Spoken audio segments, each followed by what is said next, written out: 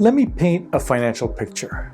You want to retire in 20 years or less, you have no pension coming, and Social Security is unreliable. You have a full-time job, but you think you may not save enough for retirement.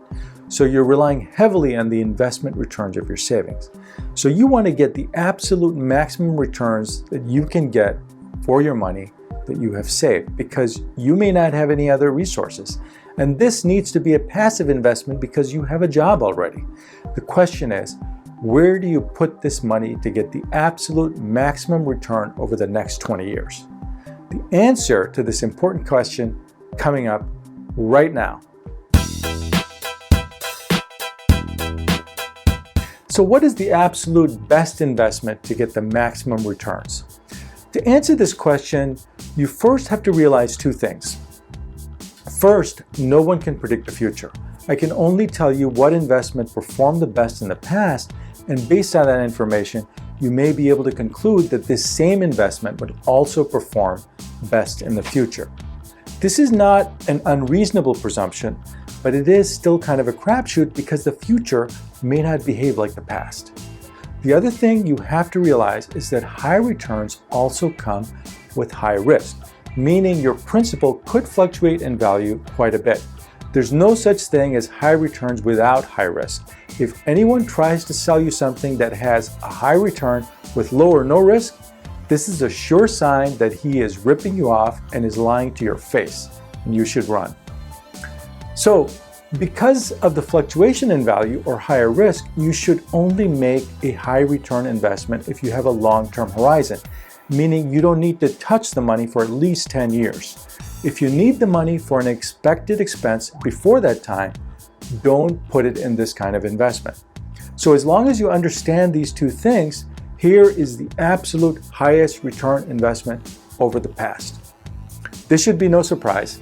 Stocks have had the highest returns over the past 50, 75, and 90 years versus any other type of investment. In fact, if you invested $10,000 in the US stock market just 50 years ago, in 1969, you would have over $1 million today.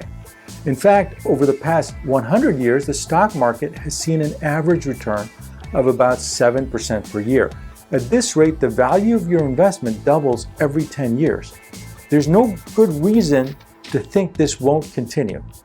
Now, what you also have to realize is that although this is a spectacular increase, it also comes with risk. This means that some years are great while other years are not so great.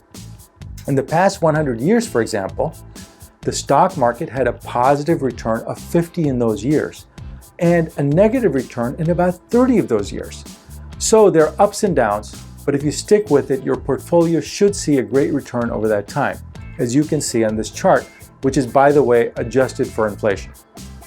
Again, if you're just looking for the best return and you have at least a 10-year time horizon, this would be a good place to put it. But if you're going to need this investment money for some expected expense, then don't put your money here. In that case, I will tell you where to put your money in a future video. Now, the question is, where specifically should you put your money? Because when I say the stock market, this is a very broad term. Which stocks do I mean? So let me answer that. The historical charts I used are for the United States. However, as you might be aware, the United States has had a spectacular historical economic run. Over the past 100 years, it has been the dominant economic force in the world and the epicenter of global technology and growth. So its stock market, not surprisingly, has seen a corresponding incredible growth. Will it still be this way for the next 100 years? Well, that remains to be seen, but if history is any indication, probably not. Other countries such as China and India may see higher growth levels going forward, or perhaps some other country. So to hedge your bet on which country's stock market to invest in, I would invest in all of them. So you heard me correctly. I would invest in all of them. How is this possible?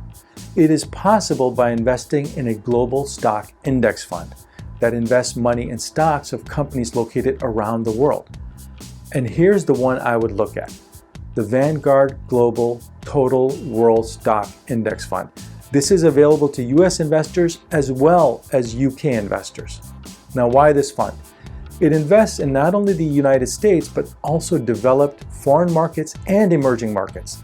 So you get exposure to and benefit of growth from companies located around the world in any country that might be the next growth center for the future, including the United States. And this fund, being a fund from Vanguard, has a very low cost, less than 0.2%. This means your money doesn't get eaten up in fees and there's more of it for you to keep. Now, you may say, well, in order to get the absolute best return, shouldn't I invest in the highest growing sector of the stock market? Like only in technology companies, because they've had the best growth over the past 20 years. Well, the problem is no one can predict the future. Although technology stocks like Google, Amazon, and Facebook definitely performed the best in the recent past, they may not be the best sector in the future. You don't know which sector is going to perform the best going forward. So I believe the best strategy is to hedge your bet and invest in all the sectors.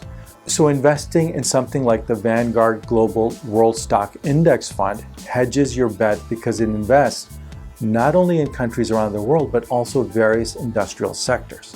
I hope this little tidbit of information helps you become financially free now and in your retirement years. If you found this video helpful and want to see more, then leave me a comment and give me a thumbs up. I wish you all the best, my friends.